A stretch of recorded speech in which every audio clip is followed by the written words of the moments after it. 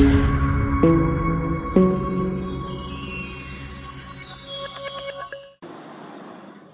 اللہ الرحمن الرحیم۔ آج ہم بات کریں گے ریئل اسٹیٹ ریگولیٹری اتھارٹی یعنی کہ ریرا، RERA۔ یہ قانون، یہ مسودہ ریئل اسٹیٹ سیکٹر کے تمام اسٹیک ہولڈرز، جس میں بلڈرز، ڈیولپرز، پروموٹرز، ریئلٹرز اور اینڈ یوزرز جو کہ خریدار ہوتے ہیں، ان تمام کے حقوق و فرائض پر منسلک یہ ایک مسودہ قانون ہے، ایک کمپریہنسو لا ہے۔ اس کا سب سے پہلے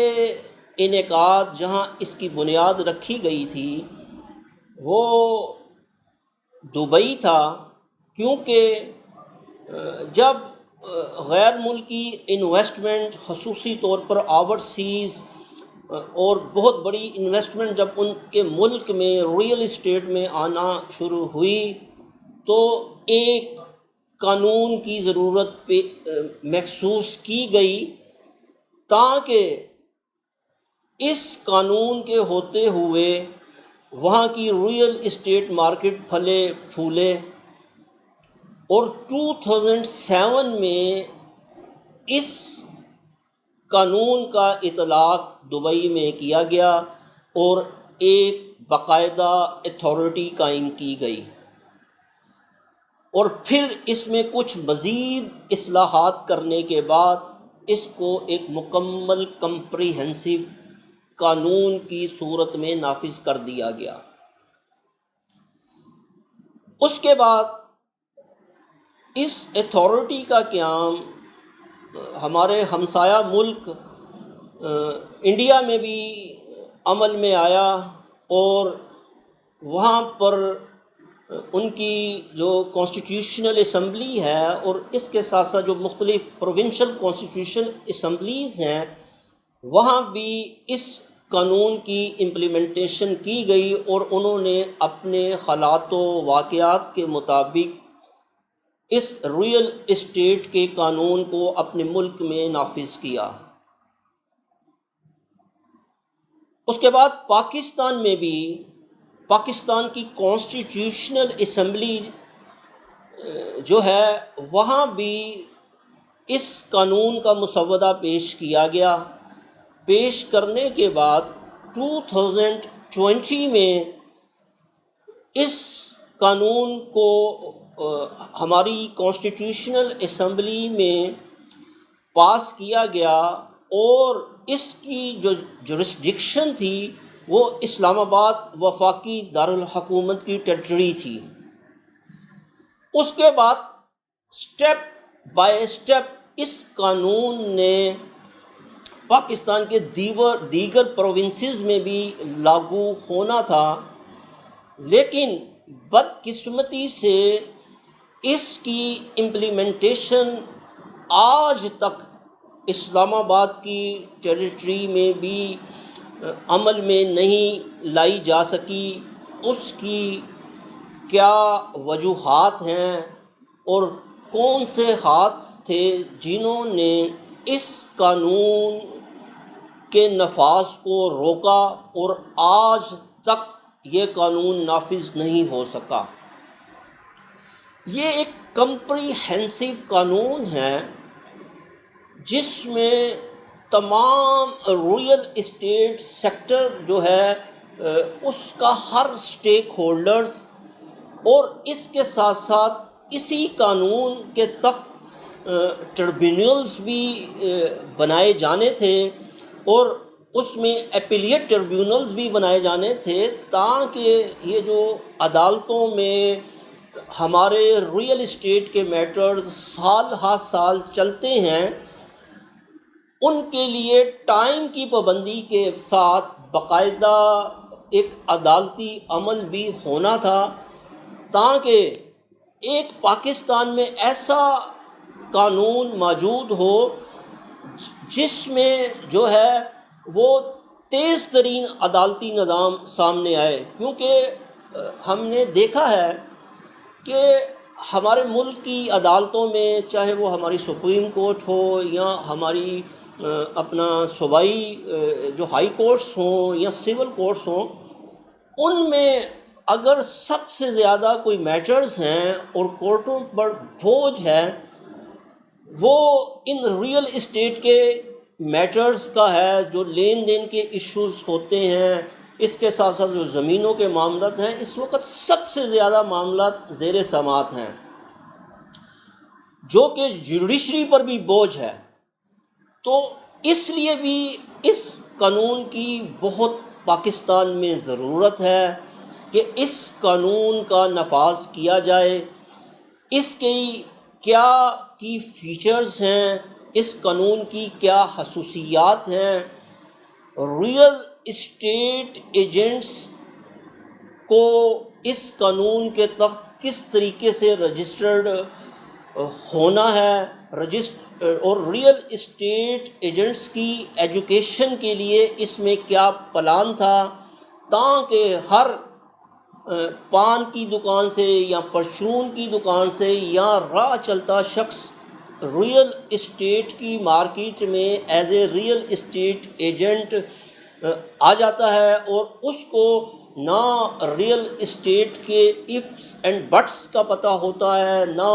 ریئل اسٹیٹ کی ٹرم کا پتہ ہوتا ہے، نہ اس کو کسی ایگریمنٹ کا نالج ہوتا ہے، نہ اس کو یہ پتہ ہوتا ہے کہ اگر آپ کوئی سیل پرچیز کرتے ہیں تو اس کی آپ نے ویریفیکیشن کہاں سے کروانی ہے، اور اگر اس کی میپ اپروولز ہیں تو اس کو کون سی اتھارٹی دیکھے گی، ریونیو کے کیا معاملات ہیں، ڈیولپمنٹ اتھارٹیز کے کیا معاملات ہیں، اور خدا نہ خواستہ کسی ڈسپیوٹ کی صورت میں اس کو کیسے حل کرنا ہے۔ تو اس میں باقاعدہ ریئل اسٹیٹ ایجنٹس کے لیے ایک مکمل ان کی حقوق و فرائض جو تھے اس میں ڈال دیے گئے تھے، تاکہ تمام ریئل اسٹیٹ ایجنٹس کسی ایک اتھارٹی کے انڈر میں کام کریں۔ اسی طرح اس قانون میں بلڈرز، ڈیولپرز، پروموٹرز کو بھی پابند کیا گیا تھا، اور اس کا جو بیسک جو نقطہ ہے بلڈر اور ڈیولپر اور پروموٹرز کے لیے، کہ ہر وہ شخص جو 500 گز کے پلاٹ کے اوپر کوئی بلڈنگ کنسٹرکٹ کرتا ہے، یا ایسی جگہ جس میں کم سے کم 8 اپارٹمنٹس موجود ہوں، اس کا اس اتھارٹی میں رجسٹرڈ ہونا مینڈیٹری عمل تھا۔ اور اس میں بلڈر اور ڈیولپرز نے جب وہ پروجیکٹ اناؤنس کرنا ہو تو اس کو اپنی جو اس پلاٹ کی جہاں پر وہ پروجیکٹ لے کے آ رہا ہے اس کی تمام ڈاکومنٹیشن، اس کے کاغذات، اس کی تمام این او سیز، اس کی میپ اپروولز ٹرانسپیرنٹ طور پہ اس اتھارٹی میں جمع کروانے کے ساتھ ساتھ باقاعدہ ایک ویب سائٹ کا قیام بھی عمل میں لے کر آنا تھا، جس میں جنرل پبلک کے لیے، عام شخص کے لیے یہ تمام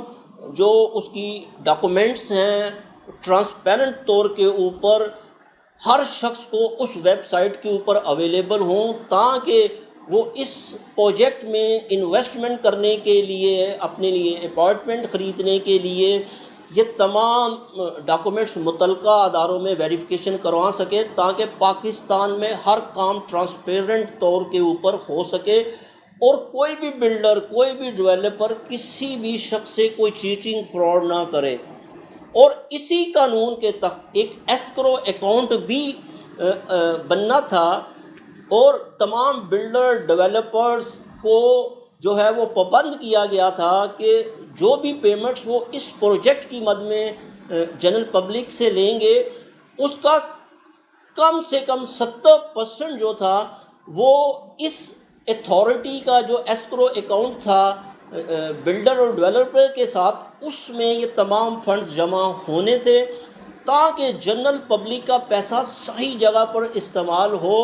کسی اور جگہ استعمال نہ ہو، اور بلڈر کو باقاعدہ پابند کیا گیا تھا کہ وہ ٹائم لیمٹ اس پروجیکٹ کو مکمل کر سکے۔ اور پھر اس میں کافی ایسی چیزیں ہیں وہ ہم آپ کو نیکسٹ ایپیسوڈز میں بتائیں گے، اور خصوصی طور پر اس میں جو اینڈ کنزیومر ہے، جو خریدار ہے، اس کے لیے جو تھا وہ ایک باقاعدہ ایسا ٹرانسپیرنٹ نظام موجود ہے، کسی بھی شخص کے ساتھ چیٹنگ فراڈ نہ ہو سکے۔ اور یہ پاکستان میں اب بہت ضروری عمل ہو چکا ہے، کیونکہ لوگوں کے ساتھ اتنے چیٹنگ فراڈز ہوتے ہیں۔ ایک بلڈر جو ہے وہ ایک پروجیکٹ لے کر آتا ہے، اور اگر اس کی زمین میں 10 یا 20 یا 50 پلاٹس کی اپروول ہے تو وہ 500 پلاٹ بیچ دیتا ہے، وہ 1000 پلاٹ بیچ دیتا ہے، وہ 5000 پلاٹ بیچ دیتا ہے۔ ان تمام چیزوں کو دیکھتے ہوئے اس قانون کا اب امپلیمنٹ پاکستان میں ہونا بہت ضروری ہے۔ ہم اس کے تمام جو دیگر کی فیچرز ہیں اور اس قانون میں یہ جتنے سٹیک ہولڈرز ہیں یہ کس کس چیز کے پابند ہیں، یہ ہم آئندہ ایپیسوڈز میں آپ کو بتاتے رہیں گے، اور آپ باقاعدہ اس کو ضرور واچ کریں۔ اور ہم ان گورنمنٹ آف پاکستان سے بھی خصوصی طور پر درخواست بھی کرتے ہیں، بلکہ ہم ان کو اس کے اوپر باقاعدہ جدوجہد بھی کریں گے کہ اس قانون کو وفاق کے ساتھ ساتھ تمام جو صوبائی گورنمنٹس ہیں وہاں پر لاگو کیا جائے، تاکہ ریئل اسٹیٹ سیکٹر ایک باقاعدہ نظام کے تحت چلے۔ اور ہم نے دیکھا ہے کہ ابھی کوئی فارمز جیسے کوئی گرین فارم کی صورت میں سامنے آ رہا ہے، کوئی اپنا یلو فارم کی صورت میں سامنے آ رہا ہے، کچھ چیزوں کو فیڈرل بورڈ آف ریونیو دیکھتا ہے، کچھ چیزوں کو ریونیو کا جو ڈپارٹمنٹ ہے وہ دیکھتا ہے، کسی چیز کو جو ہے وہ کوئی دوسری اتھارٹی دیکھتی ہے۔ تو کیوں نہ ہم تمام جو ریئل اسٹیٹ کے میٹرز ہیں وہ کسی قسم کے ہوں، اگر ایون کہ ویلیویشنز آنی ہیں شہروں کی، جو ہم ریئل اسٹیٹ کی ویلیویشنز لے کے آتے ہیں، پلاٹ کی، بنگلوز کی، اپارٹمنٹس کی، وہ ویلیویشنز بھی اسی اتھارٹی میں طے ہونی چاہیے، کیونکہ فیڈرل بورڈ آف ریونیو جو ہے وہ ٹیکس کلیکٹر ہے، وہ ویلیویٹر نہیں ہے۔ یہ ہمارا اصولی طور پر دیکھا جائے تو فیڈرل بورڈ آف ریونیو جو ہے وہ ویلیویشنز نہیں دے سکتا، وہ صرف جو ہے وہ ریگولیٹ کر سکتا ہے، وہ ٹیکس کلیکٹ کر سکتا ہے۔ تو ان چیزوں کو بھی دیکھنا چاہیے کہ جو جس کا کام ہے اسی کو دیا جائے، اور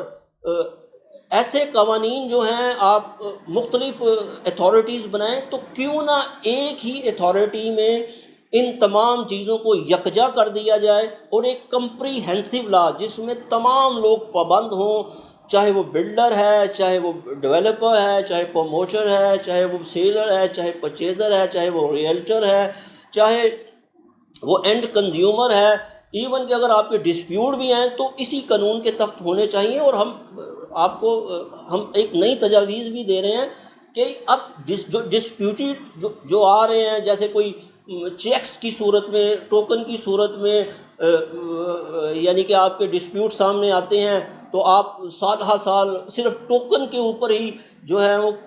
کورٹوں میں مقدمات چلتے رہتے ہیں، یا پارٹ پیمنٹس ہوتی ہیں، اس میں جو آپ ایگریمنٹ کرتے ہیں، ایگریمنٹ کے بعد شرائط کے اوپر اتنی لمبی لمبی پراپرٹیز جو ہیں وہ سیلر بھی جو ہے اس میں پھنس جاتا ہے، پرچیزر بھی پھنس جاتا ہے۔ تو یہ چیزیں جو ہیں اب ان کو ایک باقاعدہ شکل دینے کی ضرورت ہے، اور اس کے لیے باقاعدہ ہم نے تجاویز بھی تیار کر دی ہیں، اور انشاءاللہ تعالی ہم یہ تجاویز متعلقہ اداروں کو بھی بھیج رہے ہیں۔ اور اس کے ساتھ ساتھ یہ جو تجاویز ہیں ہم جنرل پبلک کو بھی دیں گے، تاکہ لوگوں کو بھی رائے لے سکیں کہ اب اس کو ایک باقاعدہ صورت میں امپلیمنٹیشن ہونا چاہیے، اور یہ بہت اب ضروری ہے۔ بہت شکریہ۔